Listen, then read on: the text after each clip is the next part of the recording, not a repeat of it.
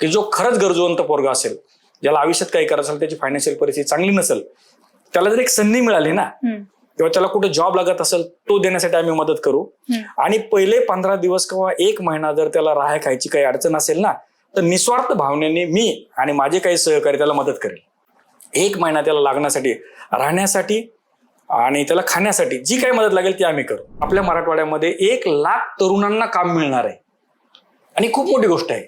त्यात वर्कर असणारे, ऑपरेटर असणारे, इंजिनियर असणारे, युपी बिहारच्या लोकांनी इथे येऊन काम करणे किंवा पुणे मुंबई सारखी त्यांची संख्या वाढणं, याच्यात मला तरी वाटतं काही चूक नाही. कारण याच्यात चूक कोणाची, तर स्थानिक जे लोक आहेत, बरोबर आहे, जे आज गाव सोडायला तयार नाही, पार सोडायला तयार नाही, कट्टा सोडायला तयार नाही, पाटीलकी सोडायला तयार नाहीये, बरोबर आहे.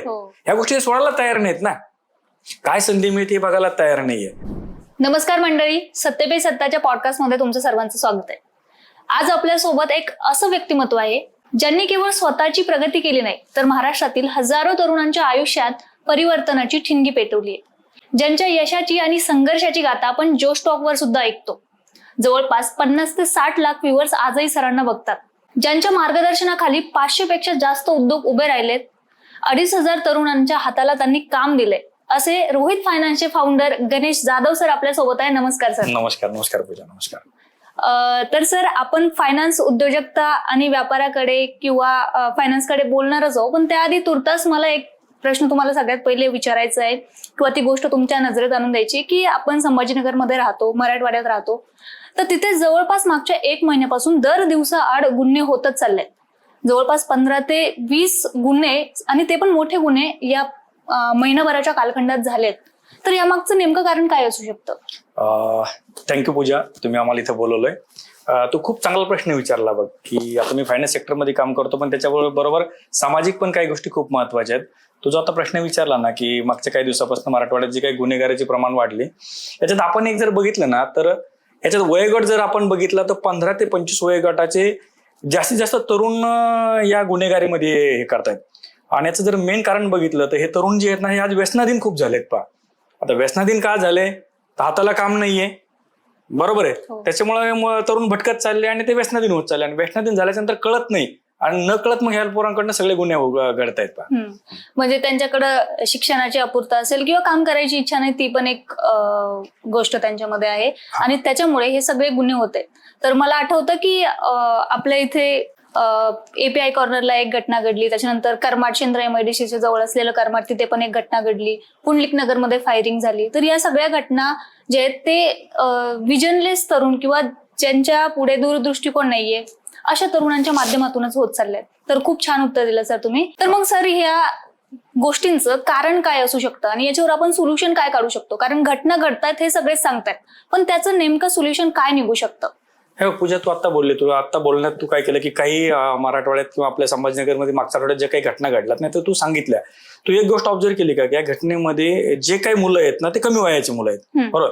आता याच्यात जबाबदारी जर आपण धरलं की कोणामुळे घटना घडते, तर याला बघा, एकतर आई वडील जबाबदार आहे, पहिली गोष्ट. दुसरी गोष्ट, समाज म्हणून आपण सगळे जबाबदार आहोत.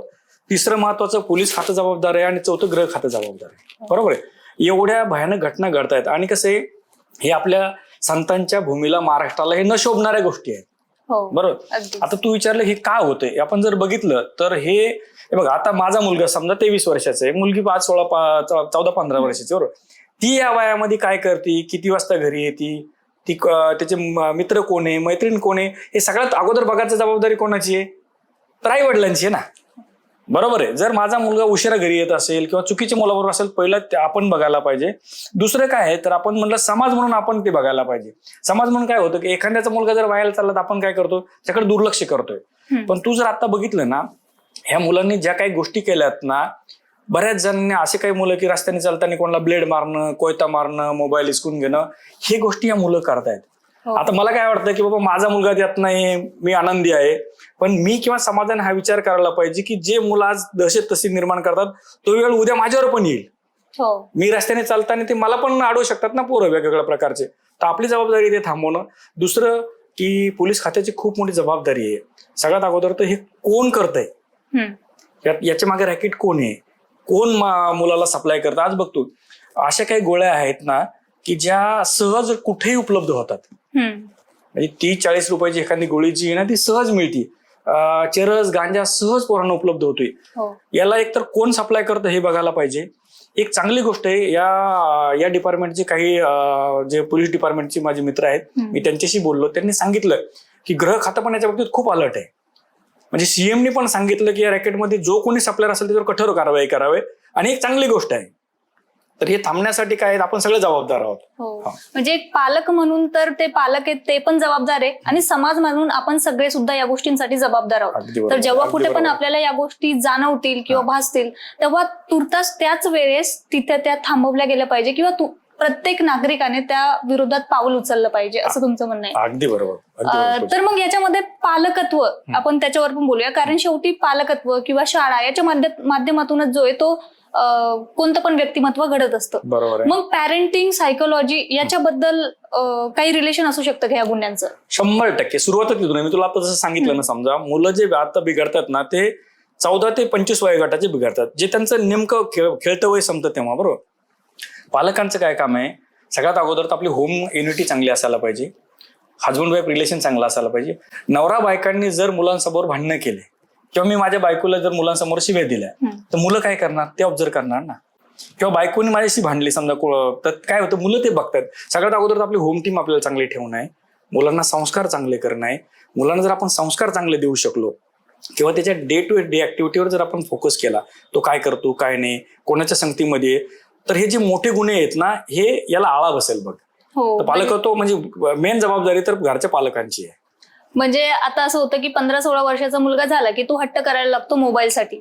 लगेच त्याला 10th पास आउट झाला की लगेच मला मोबाईल हवाय. बरोबर आहे. ग्रॅज्युएशन झालं की लगेच मला गाडी हवी आहे. तर मग हा हट्ट पालक कुठेतरी रोखवत नाही किंवा थांबवत नाही, किंवा त्यांना वेळ भेटत नाही मुलांकडे लक्ष द्यायला. हे पण त्याचं एक कारण असू शकतं असं तुमचं म्हणणं आहे.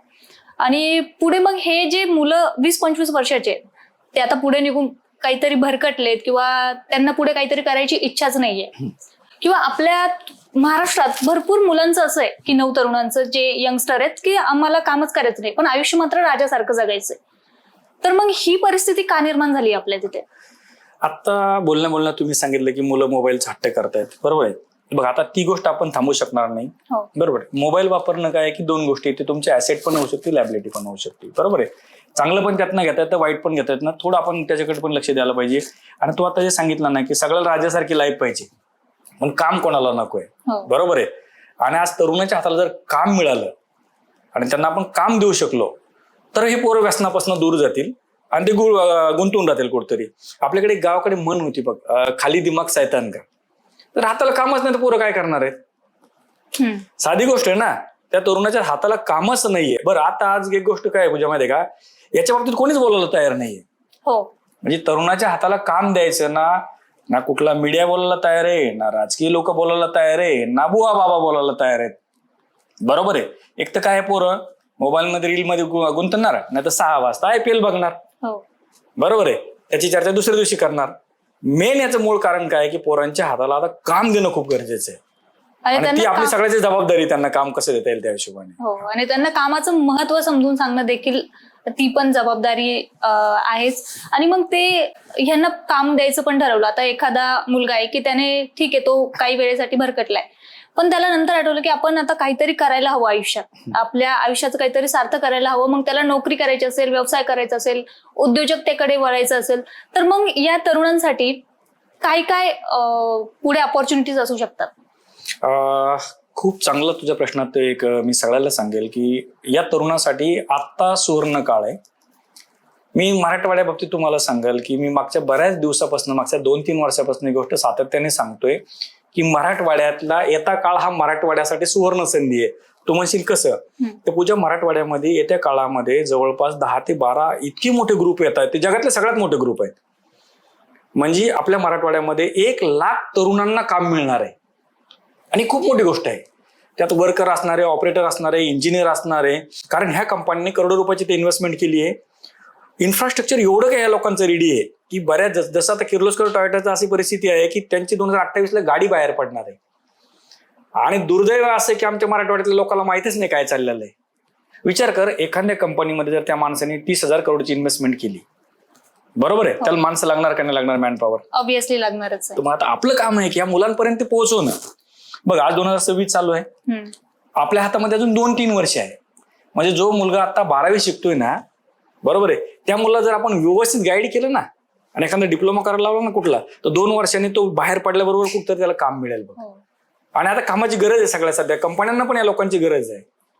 तर ते कामावरून मला आत्ताच आठवलं की आपल्या इथं महाराष्ट्रात खूप असा बोलबाला होतो की बाहेरची लोक येऊन इथं कामं करतात, बाहेरची लोक येऊन म्हणजे युपी बिहारची लोक येऊन इथं कामं करतात. पुण्या मुंबई जी परिस्थिती निर्माण झाली ती आता सध्या आपल्या मराठवाड्यात पण व्हायला लागली आहे. की जसं की बिडकीनला गेलं किंवा शेंद्राला गेलं, ते असं छोटं बिहार असल्यासारखंच वाटतंय की नॉर्थ इंडियनची लोक जी आहे ना तिथे जास्त आलेली दिसतात. तर त्याचं हेच कारण आहे की आपल्या इथलची लोक कामं करत नाहीयेत त्याच्यामुळे. मग त्यांना या प्रवाहात आणण्यासाठी आपण काय सांगाल? हे बघ, आता आपण जे थोडी चर्चा केली ना, बघ आता समजा एखादा व्यक्ती त्याने जर करोडो रुपये तिथं टाकले, तर तेव्हा तो उद्योग सुरू करणार आहे का नाही करणार आहे, हो, त्याला लेबर लागणार आहे का नाही लागणार आहे. तुम्हाला त्यांनी संधी दिली पण तुम्ही तिकडे जायला तयार नाही, तो काय करणार, बाहेरून लोक बोलवणार ना, बरोबर. म्हणजे युपी बिहारच्या लोकांनी इथे येऊन काम करणे किंवा पुणे मुंबई सारखी त्यांची संख्या वाढणं, याच्यात मला तरी वाटतं काही चूक नाही. कारण याच्यात चूक कोणाची, तर स्थानिक जे लोक आहेत, बरोबर आहे, जे आज गाव सोडायला तयार नाही, पार सोडायला तयार नाही, कट्टा सोडायला तयार नाही, पाटीलकी सोडायला तयार नाहीये, बरोबर आहे. ह्या गोष्टी सोडायला तयार नाहीत ना, काय संधी मिळते बघायला तयार नाहीये. मग बाहेरचे लोक येऊन करणार का नाही करणार. बरोबर. बघा तुझा एवढा मोठा तुमचा स्टुडिओ आहे, बरोबर आहे, समजा इथं काही लोक आहे आणि जे कामच करणार नसेल, तिथले ओनर काय करणार, ऑब्विसली जे दुसऱ्या ज्याला गरज आहे ते बोलवणार, हो, बरोबर आहे. मग आपण हे म्हणणं चुकीचं आहे की बाबा त्यांनाच बोलवलं, आम्हाला संधी नाहीये. आपण जर व्यवस्थित प्रॉपर काम केलं आणि त्या दिशेने केलं तर नक्कीच खूप सारी संधी आहे. 1 लाख लोकांना कामा मिळणार म्हणजे किती मोठी संधी विचार करतो. तर खरंच लोकांनी म्हणजे महाराष्ट्रातल्या लोकांनी ही गोष्ट पण त्यांच्या विचारात आणायची गरज आहे की बाहेरची जी लोक येत आहेत त्यांना दोष देण्यापेक्षा आपण आपले विचार बदलून आपण कामाची तयारी ठेवणं खूप गरजेचं आहे, हे सरांनी सांगितलंय. तर मग अशा गव्हर्नमेंटच्या काही स्कीम आहेत का की समजा माझा एखादा मित्र आहे, त्याला आता नवीन उद्योग उभारायचा आहे, बरोबर, त्याचं वय असेल 22-23 वर्ष, तर मग आता ग्रॅज्युएशन झालेलं किंवा थोडंसं बिझनेसचं नॉलेज असलेला, तर मग सरकारकडून काय काय गोष्टी ज्याच्यामध्ये त्याला सपोर्ट भेटेल?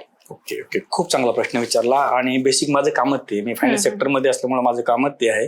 खूप साऱ्या गव्हर्नमेंटच्या योजना आहे आणि मराठवाडा आणि विदर्भासाठी तर खूप चांगलं आहे. गव्हर्नमेंटची स्कीम आहे बघ, PSI अंतर्गत स्कीम आहे 2019 मधली, ज्याच्यामध्ये जर तुम्ही मराठवाड्यामध्ये उद्योग सुरू करत असाल तर तुम्हाला 60 ते 80% सध्या सबसिडी आहे. अरे वा. म्हणजे एखादा उद्योजक आहे आणि त्याला काहीतरी करायचं तर गव्हर्नमेंट तुमच्या मागे आहे, बरोबर आहे. बँका तुम्हाला फायनान्स करायला तयार आहे, पण काय आहे की आपल्याला तिथे जावं लागेल ना. या स्कीम मध्ये काय आहे बघ, समजा मी एक उद्योग चालू करतोय आणि त्या उद्योगामध्ये मला 1 करोडची माझी इन्व्हेस्टमेंट आहे, बरोबर आहे. त्या स्कीम मध्ये 1 करोडची इन्व्हेस्टमेंटमुळे तुम्ही लँड परचेस केलेली, तुम्ही इन्फ्रास्ट्रक्चरसाठी केलेला खर्च, त्याच्यानंतर तुम्ही जे काही मशिनरी घेतल्या त्याचा खर्च, तुमची लाईटचा खर्च, हा सगळ्याचं पॅकेज होऊन जर 1 कोटी रुपये मी त्या प्रोजेक्टसाठी लावले समजा, तर त्याच्यावरती साधारणतः मला 60 ते 80% पुढच्या 10 वर्षामध्ये रिटर्न मिळणार. अरे वा. ते मिळणार तुम्हाला जीएसटीच्या स्वरूपात रिटर्न मिळणार, ते मला लाईट बिलाच्या स्वरूपात मिळणार, पण ते आपलेच पैसे आहेत, आपल्याला मिळता येत ना. आणि ही स्कीम फक्त मराठवाड्यासाठी 60 ते 80% आहे, कारण त्यांना ते डेव्हलप करायचा हा एरिया. त्याच्यामुळे खूप चांगली संधी आहे एखाद्याला उद्योग जर सुरू करायचा असेल तर. आणि आम्ही सगळे त्यांना मदत करायला तयार आहोत, आमची टीम त्यांना मदत करायला तयार आहे. तुम्ही फक्त या एकदा सांगा की आम्हाला असं करायचं, आम्ही तुम्हाला मदतीला तयार आहोत. कारण भरपूर लोकांना वाटतं की याची प्रोसेसच खूप किचकट असते, तर मग त्याच्यासाठी नक्कीच सरांचा कॉन्टॅक्ट तुमच्याकडे दिलेला असेल तर सरांना कॉन्टॅक्ट करा, सरांची टीम तुम्हाला नक्कीच हेल्प करेल. आणि खूप चांगल्या स्कीमची माहिती सरांनी दिली आहे, त्याविषयी पण तुम्हाला काही जाणून घ्यायचं असेल तर सरांच्या टीमशी कॉन्टॅक्ट करा. तर सर माझा पुढचा प्रश्न असा असेल की मग इंटरेस्ट रेट याच्यामध्ये येतो, जसं की आपण लोनचं वगैरे जर बोललो तर मग RBI जी आहे तर मन फॅक्टर असतो इंटरेस्ट मध्ये किंवा इंटरेस्ट रेट मध्ये. तर लोकांना कळत नाही की हा रेपो रेट नेमका काय असतो, जो की इंटरेस्ट रेट नंतर ठरवतो. तर रेपो रेट काय असतो? बघ पूजा, आता उद्योग उभा करत असेल तर आपल्याला सगळ्यात महत्त्वाचं बँकेचा सपोर्ट घेणं गरजेचं आहे. मी फायनान्स सेक्टरमध्ये काम करतोय. बँकेचा सपोर्ट घेणं म्हणजे काय की बँकेकडून आपल्याला लोन घेणं आहे. आणि आता तू रेपो रेट बद्दल बोलली.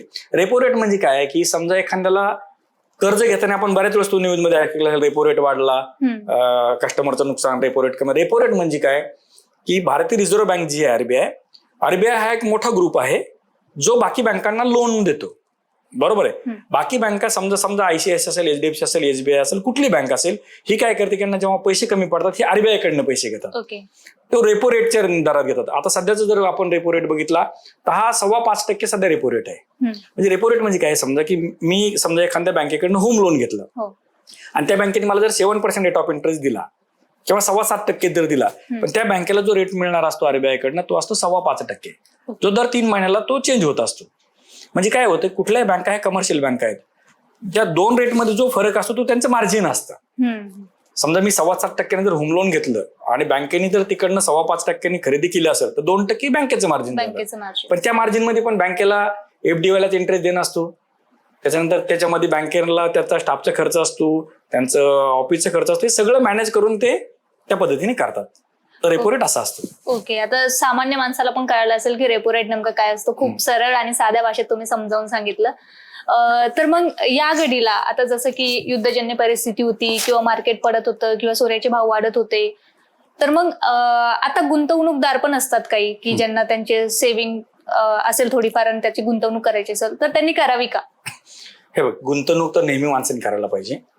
गुंतवणुकीला असं वेळच नाही की ह्या टायमात करायला पाहिजे का त्या टायमात करायला पाहिजे. बरं, गुंतवणुकीमध्ये मी नेहमी एक गोष्ट सांगत असतो की गुंतवणूक कुठं करायला पाहिजे, तर सगळ्यात अगोदर स्वतःमध्ये गुंतवणूक करायला पाहिजे. बरोबर आहे. स्वतःत गुंतवणूक केली त्याचे रिटर्न्स खूप जास्त येतात. स्वतः म्हणजे काय, हेल्थमध्ये गुंतवणूक करायला पाहिजे आपण. बरोबर आहे, चांगल्या खाण्यामध्ये, चांगल्या राहण्यामध्ये, ही बेसिक पहिली गुंतवणूक आहे. आणि दुसरी गुंतवणूक जी आहे ती वेगवेगळ्या सेक्टरमध्ये गुंतवणूक व्हायला पाहिजे. गुंतवणुकीबद्दल मी जर सांगेल, माझ्याकडे जर 100 रुपये येत असतील उदाहरणार्थ, तर त्या 100 रुपयापैकी जो काही समजा माझं EMI लॅबिलिटी जाऊन जे काही पैसे उरतील ना, ते वेगवेगळ्या क्षेत्रात गुंतवणूक व्हायला पाहिजे. ते तुमचे गोल्डमध्ये जायला पाहिजे, तुमच्या RD असायला पाहिजे, तुमच्या FD असायला पाहिजे, तुमचं म्युच्युअल फंड्स असणार असायला पाहिजे, शेअर मार्केटमध्ये पैसे असायला पाहिजे आणि काही प्रॉपर्टीमध्ये असायला पाहिजे. गुंतवणुकीला 24 तास पण चांगले असतात. म्हणजे मार्केट पडलं ते गुंतवणुकीचा राईट टाइम आहे, मार्केट वर गेलं तेही गुंतवणुकीचा राईट टाइम आहे. ओके, थँक्यू सर, खूप चांगली माहिती तुम्ही सांगितली आहे. तर ह्याच्यानंतर माझा असा प्रश्न असेल की आता तुम्ही रोहित फायनान्स एवढं सगळं महाराष्ट्रभर तुम्ही चालवता, खूप साऱ्या लोकांना तुम्ही लोन अवेलेबल करून दिलेलं आहे, तर याच्या पुढच्या 5 वर्षासाठी तुमचं काय विजन असणार आहे, स्पेशली फॉर मराठवाडा? बघ, माझं एक विजन असं असणार आहे की मला मराठवाड्यातल्या प्रत्येक घरातल्या तरुणाच्या हाताला काम मिळालं पाहिजे. बरोबर आहे, तो बेकार फिरला नाही पाहिजे तो रोज. कारण बघ, मी त्या कष्टात ना आलेलो, मी त्या दुःखात ना आलेलो आहे. बेरोजगारी काय असती, पैसे नसल्यावर काय हाल होतात, हे सगळं मी भोगलेलं आहे. मी एवढं पोटतिडकीने का सांगतो प्रत्येक वेळेस की मी ह्या सगळ्या गोष्टी भोगलेल्या आहे. आणि ज्याच्या हाताला काम नसतं ना किंवा ज्याच्याकडे पैसा नसतो ना, ते किती वाईट दुःख असतं ना, ते मला विचार. बरोबर. त्यामुळे माझं एक स्वप्न आहे किंवा मला असं वाटतं की माझ्या मराठवाड्यातल्या प्रत्येक जाती धर्माच्या मुलाच्या हाताला काम मिळालं पाहिजे. आणि ती आता राईट संधी आहे. राईट संधी. विचार कर, 1 लाख लोकांना जर काम मिळते आणि आपण जर त्या 1 लाखापैकी 50-60% लोकांपर्यंत जर पोहोचू शकलो किंवा माझा हा व्हिडिओ काही लोकांपर्यंत पोहोचला आणि त्यांना एवढं पण कळालं ना की मराठवाड्यात संधी आहे, संभाजीनगरला संधी आहे, तर त्या लोकांना एक ऑपॉर्च्युनिटी मिळेल. आणि बघ, ज्याला काम करायचं ना तो फक्त संधी शोधत असतो. बघ ना, तू मी इथं का बसलोय, तुला कोणीतरी एक संधी दिली म्हणून तू इथं बसली ना. बरोबर. पण तुला अशी संधी नसेल मिळाली ना, तू कुठेतरी शोधत आली असेल ना. तसं सेम गोष्ट आहे की एकदा संधी जर तुम्हाला मिळाली ना, समजा त्या संधीचं सोनं करता आलं पाहिजे. आणि माझा प्रामाणिक उद्देश असा आहे की मराठवाड्यातल्या प्रत्येक घरातल्या मुलापर्यंत किंवा महाराष्ट्रातल्या प्रत्येक घराच्या मुलापर्यंत एक ऑपॉर्च्युनिटी गेली पाहिजे. 2 गोष्टीत आहे. एक तर जॉबसाठी तुम्हाला खूप सारी संधी आहे, दुसरं उद्योगासाठी पण खूप सारी संधी आहे. पूजा, तो म्हणशील उद्योगासाठी कसं, तर बघ, एक कंपनी आली. जसं एक काही वर्षापूर्वी आपल्या संभाजीनगरमध्ये बजाज ग्रुप आलता. बरोबर आहे. त्या एका बजाज ग्रुपमुळे आज लाखो लोकांच्या आयुष्यात बदल झाला. बरेच लोक बजाजमध्ये सर्व्हिसला नाही आहेत, पण त्यांच्या आयुष्यात बजाजमुळे बदल झाला. तो कसा बघ, बजाज कंपनीचे वर्कर ऑपरेटर आहे. ते कंपनी सुटल्यानंतर बाहेर येतात, कुठतरी भाजीपाला घेतात, दूध घेतात, शेतकऱ्याचा बिझनेस चालतोय. ते ऑटोनी फिरतात, ऑटोवाल्याचा बिझनेस चालतोय. त्यांनी घर घेतलं, बिल्डरचा बिझनेस चालतोय. बरोबर. म्हणजे एक उद्योग जर तुमच्याकडे आला तर त्या उद्योगाच्या साखळीने, बघ आता मी तुला बोलता बोलता म्हणलं की येणाऱ्या 28 पर्यंत 1 लाख लोकांना कामं मिळणार आहेत. पण त्या 1 लाख लोकांमुळे 10 लाख लोकांच्या घरी रोजीरोटी जाणार आहे. हो, नक्कीच. म्हणजे इतकं मोठं विजन आहे मराठवाड्यासाठी. मी परत एकदा सगळ्याला आव्हान करतो, तुम्ही या. याच्या पुढे जाऊन माझी एक अशी प्लॅनिंग आहे पूजा, की बरेच काय असतात माहितीये का, की यायचं खूप असतं, गाव सोडायचं असतं, पण खूप अडचणीत असतात. बरोबर आहे. खूप मोठं काम आपण नाही करू शकत. मी आणि आमच्या टीमच्या काही लोकांनी असं ठरवलं की जो खरंच गरजवंत पोरगा असेल, ज्याला आयुष्यात काही करायचं असेल, त्याची फायनान्शियल परिस्थिती चांगली नसेल, त्याला जर एक संधी मिळाली ना किंवा त्याला कुठे जॉब लागत असेल, तो देण्यासाठी आम्ही मदत करू. आणि पहिले 15 दिवस किंवा 1 महिना जर त्याला राहाय खायची काही अडचण असेल ना, तर निस्वार्थ भावनेने मी आणि माझे काही सहकारी त्याला मदत करेल. खूप आमचा छान कुठलाही आहे. उद्देश नाही त्याच्या मागचा, म्हणजे एकच उद्देश आहे की त्या आम्हाला माहिती आहे यार त्याला एकदा संधी मिळाली ना आणि ते पुढे गेल्यावर परत हे होणार नाही, कोणीतरी ते करायला पाहिजे. 1 महिना त्याला लागण्यासाठी, राहण्यासाठी आणि त्याला खाण्यासाठी जी काही मदत लागेल ती आम्ही करू. बरोबर आहे. खूप आणि हा छान निस्वार्थ भावनेने, याच्या मागे कुठलाही आमचा उद्देश नाहीये आणि नसणार पण नाही, काय गरजच नाही ना. आज फायनान्समध्येच माझं एवढं चांगलं चाललं त्याच्यामुळे मला त्याची गरजच नाही, पण आपल्यामुळे एखाद्याच्या लाईफमध्ये जर बदल असला खूप मोठी गोष्ट आहे पूजा. हो नक्कीच, खूप छान इनिशिएटिव्ह आहे आणि नक्कीच संघर्षातून आलेला व्यक्ती याचं सोनं करू शकतो. आणि जर तुम्ही पण हा व्हिडिओ बघत असाल आणि तुमचीही इच्छा असेल काही शहरात येऊन काहीतरी कामं करायची, कंपनीमध्ये कामं करायची असो किंवा छोटासा उद्योग व्यवसाय सुरू करायचा असेल तर सरांच्या टीमशी नक्कीच कॉन्टॅक्ट करा. सर तुम्हाला नक्कीच हेल्प करतील आणि सरांचं मार्गदर्शन तुमच्यापर्यंत पोहोचलंय, तुम्ही या संधीचं सोनं देखील कराल असं वाटतंय. सरांनी आपल्याला वेळ दिला त्यासाठी पण खूप खूप धन्यवाद सरांचे. आणि सर नक्कीच अशा गोष्टी आपण घेऊन आपल्या पॉडकास्टमध्ये तुम्हाला बोलवत राहू की जेणेकरून अनेक गरजू लोकांना मार्गदर्शन मिळेल. Thank you sir. धन्यवाद पूजा, धन्यवाद. तुम्ही आम्हाला इथं बोलवलं. धन्यवाद सगळ्या टीमचे. Thank you very much. थँक्यू.